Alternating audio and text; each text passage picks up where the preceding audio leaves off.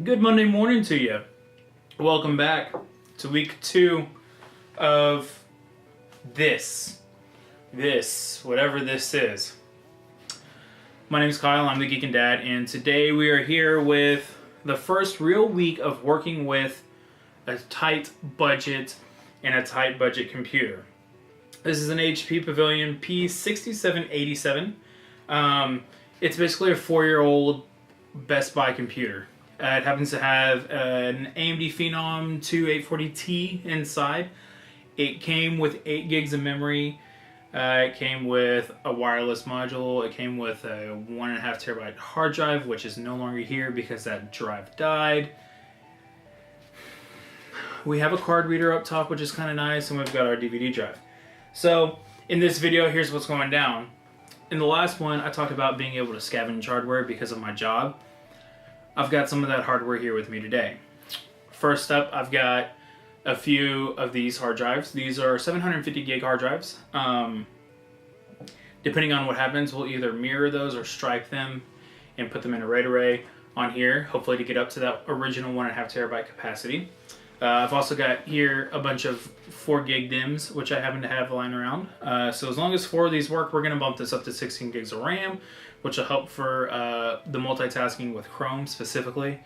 And I also happen to have in my hands here a 128 gigabyte M-SATA drive, which is great. The wireless adapter in here is in an M-SATA slot. So we're going to pop this in and see if we can't get ourselves to start off with a 128 gig SSD for our primary boot drive. So one thing I failed to mention that I forgot to mention, the GPU that came with this is a very cheap, very low-end AMD Radeon HD 6450, which only has 512 megs of DDR3 memory. So the best thing that you can do with this is basically push 2 screens, and that's about it. But that's what we're starting with. So I'm going to get this cleaned up. We're going to get everything put inside, and we're going to see if we can't boot off of the M-SATA drive and install our OS on it, and then get the OS installed and kind of get to the desktop and probably wrap it up from there. So with that being said, let's go. Sexy barrel.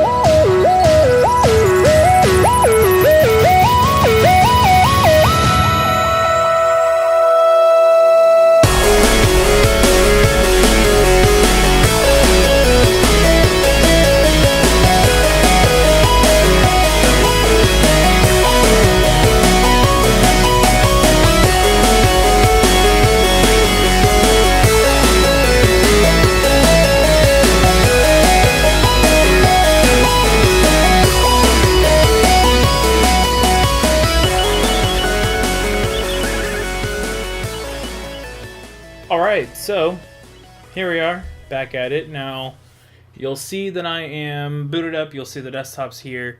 So yeah, the hardware upgrade went great. A couple of things of note. The first thing is that, unfortunately, which is not a surprise to be quite honest, the SATA SSD is not recognized by this computer whatsoever. But, like I said, it's a 4-year-old computer. Not surprising whatsoever. I mean, this thing only has SATA 2, so like, this gives you a little perspective just how old this actually is. The second thing is that you notice that I did not mention, but I did install an upgraded power supply. I happen to have an old Thermaltake 500 watt power supply lying around from an old build that I had forgotten about, to be quite frank, and decided to go ahead and put that in there to give us headroom and a little bit better power. So, step back. The better the power supply, the better the power is coming from the power supply, which reduces the risk of hurting the hardware inside the computer. So we stepped up from a 4-year-old OEM HP power supply, which is probably okay, but we took a little step in the right direction and we went with the 500 watt. I want to say it might even be an 80 plus rated power supply. I'm not 100% sure off the top of my head. But it's going to be a cleaner power, just a step up above the OEM. So went ahead and got that installed. It gives us headroom for a graphics card. Only one, but it gives us the headroom for that. And yeah, so that's kind of where we are with the upgrade. The memory went fine, completely recognized, running at the full 16 gigs, which is great. It makes for like general daily use of this computer really, really pleasant and enjoyable. I'm not gonna lie.